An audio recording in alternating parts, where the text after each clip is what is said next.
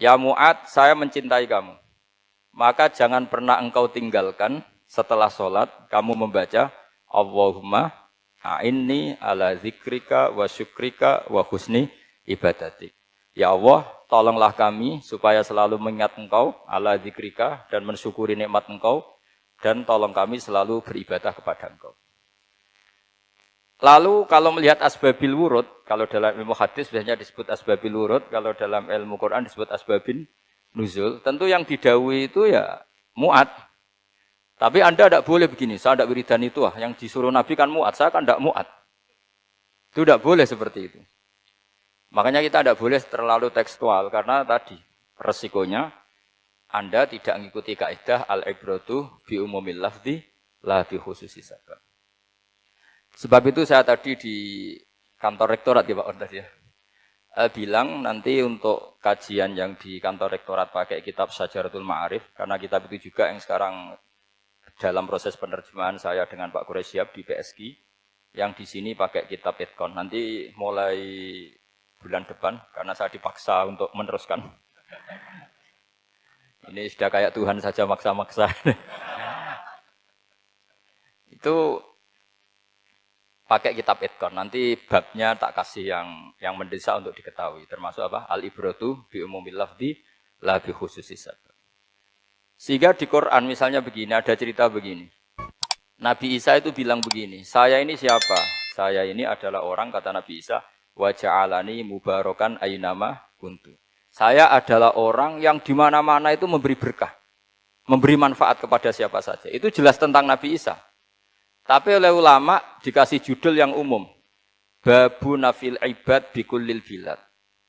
Bab bahwa seseorang harus bermanfaat hidup di mana saja, kapan saja. Meskipun itu Allah cerita tentang Nabi Isa. Tidak bisa kamu bilang itu kan Isa, saya kan tidak Isa. Tidak bisa seperti itu. Isa adalah ibaratun an ahlil khairi. Isa adalah figur orang baik. Tentu yang dilakukan baik. Tentu kebaikan boleh ditiru siapa saja. Jadi sehingga nanti pada akhirnya nama-nama yang disebut Allah di Quran itu kalau nama orang baik tentu kita boleh ikut. Paham ya? Kalau nama orang buruk tentu kita tidak boleh ikut. Ya gitu aturannya. Sehingga tadi ada al-ibratu bi umumil lafzi la bi khususi sabab. Jadi yang jadi pegangan adalah standar kalimat umum dengan pemaknaan yang ditentukan ulama. La bi khususi sabab, tidak terkait sebab itu. Misalnya yang paling masyhur tentu dalam hadis Madinah itu kira-kira kan utaranya Mekah ya, kira-kira ya. Utaranya Mekah apa selatannya? Utaranya kayak, utaranya. Dulu penduduk Madinah itu kalau bikin kloset itu, pokoknya kalau qada'ul hajat itu menghadap ke utara atau selatan. Terus kata Rasulullah, kalau kamu sedang qada'il hajat, sedang buang kotoran tuh jangan menghadap Ka'bah, juga jangan membelakangi Ka'bah. Itu Nabi redaksinya unik. Walakin syarriku aw gharibu. Tetapi kamu menghadap barat atau menghadap timur. Itu semua riwayat walakin syarriku aw gharibu, tapi kamu menghadap barat atau timur.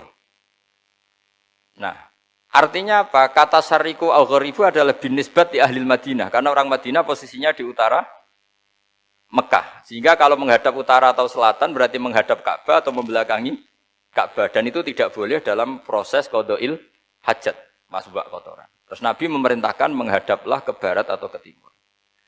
Nah, al-ibratu bi'umil lafzi la bi khususi sabab juga direvisi oleh ulama begini, kecuali sebab itu ada ilat. Maka kalau demikian yang dimenangkan ilatnya bukan teknya. Saya ulang lagi, yang dimenangkan ilatnya bukan teknya. Kayak tadi, di hadis itu kan Nabi ngintikan apa?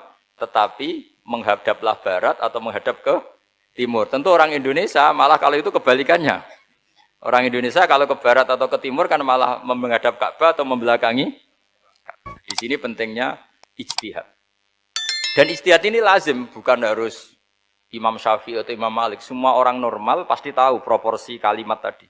Karena ada aturan al-hukmu yaduru ma'ilatihi wujudan wa adaman.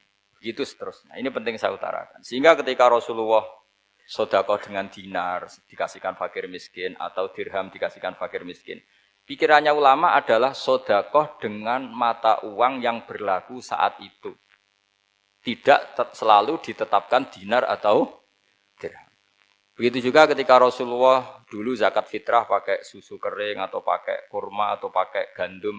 Ulama semua bilang yang penting kuti ahlil balad. Yang penting makanan pokok di negara itu. Dalam konteks Indonesia tentu apa? Beras. Ini penting saya utarakan karena tanpa mengkaji ulumul Quran seperti ini, dan kita insya Allah bulan depan saya langsung bawa kitab Itkon, di situ ada beberapa contoh, harus seperti itu. Karena kalau tidak terikat sebab, itu nanti takutnya ayat umum menjadi liar. Misalnya begini, pernah ada aliran sesat dulu, kebetulan di Jogja itu saya lihat di TV. Entah salah kiainya, entah salah dosennya, entah salah siapa. Atau salah orangnya agak stres, tidak tahu saya. Semoga salah orangnya itu sholat menghadap ke 4 arah. Alasannya Allah enggak ada di mana-mana, ya sudah di barat, rakaat kedua ke utara, rakaat ketiga ke timur, rakaat keempat ke selatan. Itu uniknya itu ngawurnya lah, bukan uniknya. Ngawurnya itu dalil fa'ina matuwallu fatamma wajhuwa. Kamu menghadap kemana saja di sana ada ridha Allah. Sehingga semua ulama ketika bikin kaidah al-ibratu bi lafdzi la bi khususi sabab selalu menyertakan kecuali khusus sabab ini ada illatul hukmi.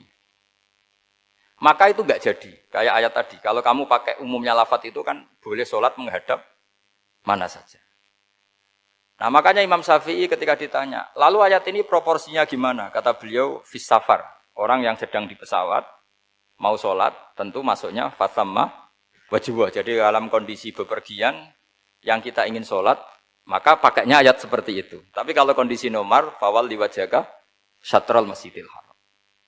Jadi makanya ini penting ngaji ulumul Quran. Kita tidak bisa hanya megang terjemah atau megang apa, kemudian kita fatwa atas nama Quran dan hadis. Sehingga dulu syaratnya memang ketat, harus hafal Quran, hafal hadis, menguasai usul fikih, menguasai macam-macam. Karena tanpa itu memang tidak bisa. Sampai Ibnu Abbas ngendikan, kamu jangan pernah fatwa pakai Quran. Fa inna lahu wujuhan katsirah, karena Quran punya sisi yang banyak. Walakin hajuhum bis sunnah. Kalau kamu adu hujjah, pakailah sunnah Rasulullah SAW. Karena di situ penjelasan Quran. Misalnya tadi Rasulullah ketika kondisi normal pasti sholat menghadap Ka'bah. Jadi kalau bepergian nanti unta, kata riwayat-riwayat, ainama tawajjahat bihi rakhilatuh. Kemana saja posisi unta menghadap.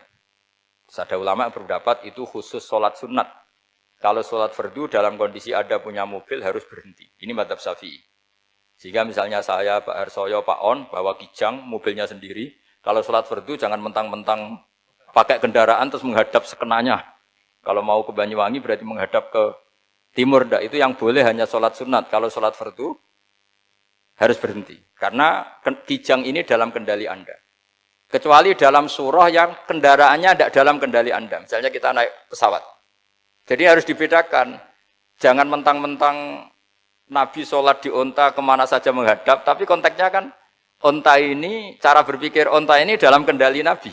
Tapi kalau pesawat kan tidak. Jelas ya? Jadi makanya ini pentingnya proporsional. Jadi kalau kita naik kijang misalnya mau ke Banyuwangi. Kalau waktu duhur ingin sholat ya harus berhenti.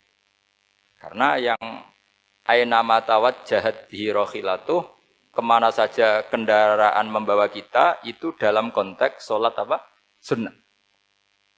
Jadi ini pentingnya ulama. Ini yang dikatakan al ulama warasatul anbiya. Karena sanad ini musalsal terurut sampai Rasulullah SAW. Terus ada lagi ayat umum yang akhirnya jadi judul umum. Misalnya begini. Kita tahu cerita Nabi Khidir, di antara ceritanya ada satu kampung itu pelit. Makanya orang pelit itu wajib didendami. Karena Nabi pun itu baik-baiknya orang. Kalau sama orang pelit tetap dendam. Karena buruk-buruknya orang itu orang pelit. Tahu kan alamatnya orang pelit? Qoribun minan nar. Ya dekat-dekat neraka itu. Karena al-bakhil, qoribun minan nar, ba'idun minal jannah. Jadi kalau sama tanya alamatnya ya dekat-dekat neraka. Singkat cerita Nabi Musa dan Nabi Khidir itu kecapean sekali masuk satu kampung. Karena saking kecapean, lapar, minta kampung itu menyediakan makanan. Istatama itu mereka minta makan, saking laparnya, saking karena di perjalanan yang melelahkan. Istatama ahla fa'abau ayyudayifuhuma. Tapi kampung situ kampung pelit. Jika semuanya tidak mau yang ngasih apa? Makan. Tapi pas mau keluar dari kampung, ada tembok, ada kayak prasasti itu, yang mau roboh. Yang mau apa? Roboh. Terus sama Nabi Khidir, tembok yang mau roboh ini ditata. Ditata jadi baik lagi. Nabi Musa kata Nabi Musa, kok kurang pegawaian mau medit, pager ibu urusi. Jadi makanya dendam sama orang medit ini agak sunat. Karena Nabi Musa juga marah sama Nabi Khidir. Orang kayak kampung kayak begitu pelit kok temboknya apa rusak kamu benahin gitu.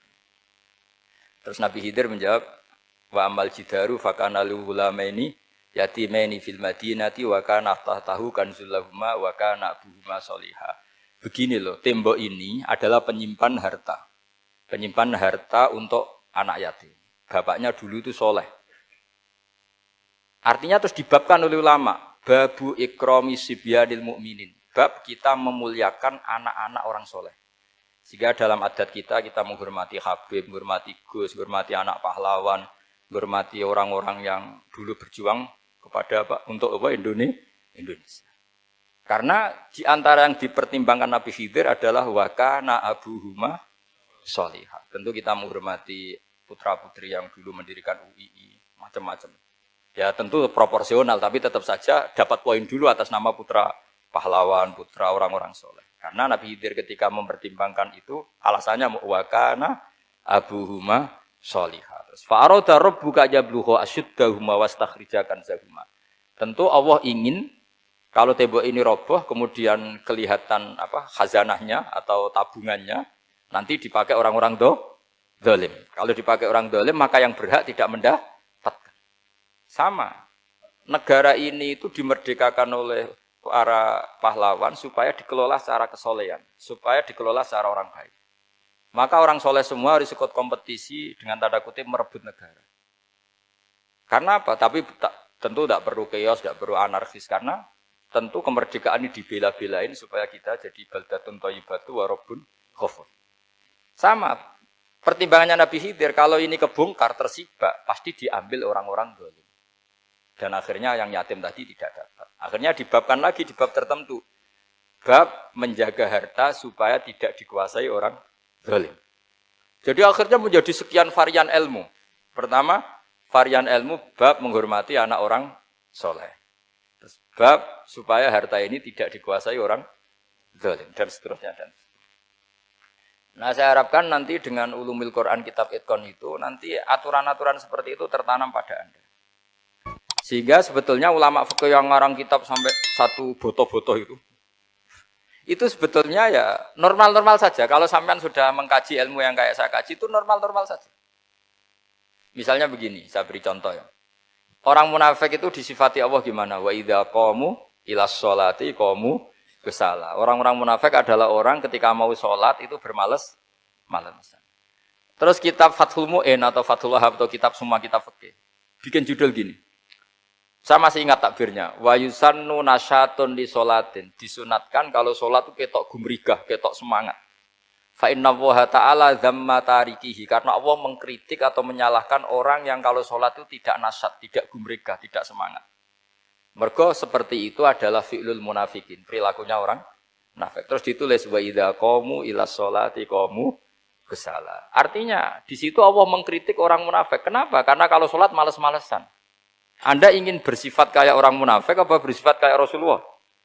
Tentu ingin seperti Rasulullah. Kalau ingin seperti Rasulullah ya wasari'u ila maghfiratim mir rabbikum. Kalau ada kebaikan harus cepat-cepat, harus disegerakan. Nah, sehingga nanti babnya ya sudah tidak tentang orang munafik. Babnya begini. Babul musara'ah ilal khairat wa tarkil kasli. Bab bergesa-gesa atau bergegas dalam kebaikan dan meninggalkan malas. Jadi tidak lagi tentang sholat tapi tentang kebaikan apa saja. Jadi kalau kamu punya hutang bisa nyaur jam 7, nyaur jam 9 pasti disalahkan Allah. Karena bisa saja dalam 2 jam ini kita mati. Paham ya? Begitu juga kalau kita sholat bisa awal waktu, kenapa tidak awal waktu? Meskipun akhir waktu ya dibolehkan.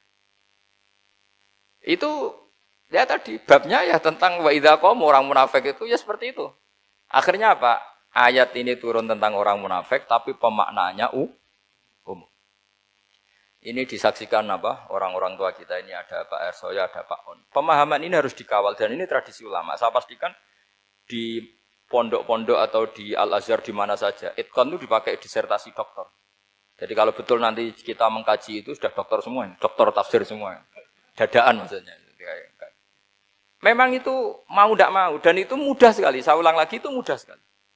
Kenapa kata Imam Syafi'i fa innal uqula mutarratun ila qabril haqqi? Karena akal itu dipaksa untuk menerima kebenaran. Ciri utama kebenaran kata Rasulullah matma'an nabi qabr. Jadi menerima itu pasti clear. Makanya disebut kebenaran itu ma'ruf, mudah dikenali. Sesuatu yang salah bahasa Arabnya itu mungkar, angkarohul aklu. Akal itu tidak nyaman. Makanya disebut apa? Munkar, sesuatu yang diingkari. Akal itu asing. Ya asing tuh misalnya, sepeda motor ini milik siapa? Milik Zaid. Ya sudah lah saya pakai, tidak usah pamit. Akal pasti, ini kok aneh, kok nggak milik orang kok nggak pamit. Akal pasti nggak terima. Makanya agama itu hanya menerima al-ma'ruf yang mudah dikenali dan menolak al-mungkar, sesuatu yang akal itu nggak terima. Jadi Imam Bukhari ketika ditanya, kenapa kamu sealim itu bisa mensarai sanad-sanad Rasulullah? Kata beliau, kalau kamu akalnya normal itu ya gampang saja. Terus ditanya, contohkan. Beliau contohnya begini. Pernah syurrahul hadis, para pensarah hadis itu habis otaknya. Gara-gara Imam Bukhari bikin judul begini. Babu sihhati tolakil akhros. Ingat-ingat ya. Babu sihhati tolakil akhros. Bab sahnya tolaknya orang bisu. Orang bisu itu, orang nggak bisa ngomong tuh kalau bahasa Jogja itu. Bisu ya? Bisu. Bisu itu cerita. Bab sah tolaknya orang akhros. Ternyata apa? Sekian riwayat yang dipakai itu begini. Ana wa kafilul yatim kahataini fil jannah. Nabi pernah ngendikan saya dan yang merawat anak yatim kahataini fil jannah. Wa asyara bi musabbihatihi wal wusta. Pokoknya Nabi ngendikan begini. Paham ya? Maksudnya apa? Betapa yang merawat anak yatim itu sangat dekat dengan apa? Dekat dengan Nabi di apa? Surga. Terus hadisnya berikutnya. Asyahru hakada pakai tangan 10, ahakada wa hakada wa hakada berarti 30. Asyahru hakada wa hakada wa hakada berarti berapa? 29. Terus berikutnya hadis Aisyah sholat lama terus ditanya orang di tengah-tengah sholat. Aisyah kenapa sholat lama? Fa asyarat nahwas sama. Kemudian Aisyah memberi isyarah nahwas sama. Ternyata saat itu gerhana apa? Matahari. Itu surahul hadis bingung semua. Ini cerita tolaknya orang bisusah kok ngelantur kemana-mana ini. Ternyata maksudnya Bukhari begini, maksudnya Imam Bukhari. Penjelasan, yang namanya tolak itu kan sihot. Ya sihot, tahu sihot, akad lah kalau dalam bahasa Jogja mungkin. Kalau kamu nikah kan angkah tuka, wazawazduka, terus bilang apa, qabil tu, nikahaha wa taswiyah. Terus kalau kamu menceraikan istri kamu bilang kamu saya ceraikan.